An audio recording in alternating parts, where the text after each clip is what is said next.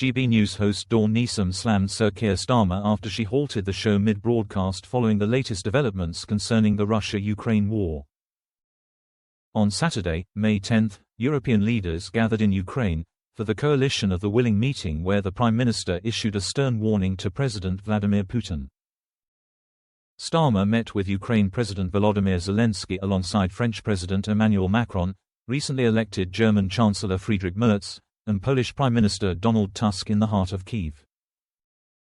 They updated Donald Trump on the progress made on the Coalition of the Willing plans in a 20-minute phone call. Following the summit, Starmer threatened Putin with fresh sanctions if Russia fails to comply with an unconditional 30-day ceasefire.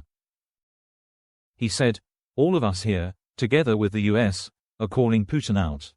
So, we are clear, all 5 leaders here, all the leaders of the meeting we just had with the Coalition of the Willing, an unconditional ceasefire, rejecting Putin's conditions, and clear that if he turns his back on peace, we will respond. Working with President Trump, with all our partners, we will ramp up sanctions and increase our military aid for Ukraine's defense to pressure Russia back to the table." After the speech concluded, presenter Dawn wasted no time in taking a swipe at the Prime Minister for his actions to help bring the grueling war to an end. She said, "So that is Sir Keir Starmer there in Kyiv urging a 30-day ceasefire to Russia with Emmanuel Macron, Friedrich Merz, Donald Tusk. It is the first time they have all been together in the Ukraine urging for a ceasefire. The trouble is, Benedict Spence, is Russia going to take any notice?"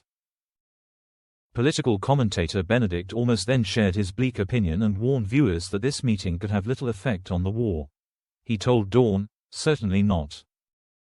Europe has had several years to prepare for the situation where the United States begins to pull back from its support for Ukraine, but it hasn't properly prepared.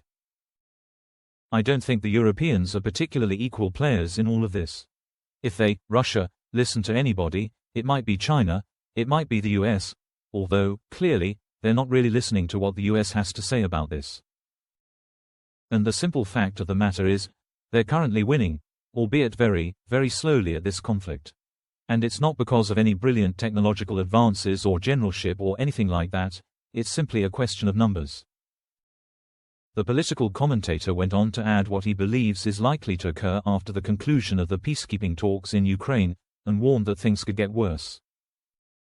Benedict explained, "As things currently stand, they will continue to salami slice pieces of territory away from the Ukrainians up until a point where it's like 1918. You get to the moment where the lines are about to collapse, that's what they're hoping for, and the Ukrainians are forced to capitulate. Without some sort of external pressure, there's no sort of need for the Russians to come to ceasefire agreement that's been brokered by Europe. With its other players, maybe, but Europe isn't a serious player at this moment in time." Dawn went on to share her fears about the ongoing conflict and her concerns that Putin won't listen to reason.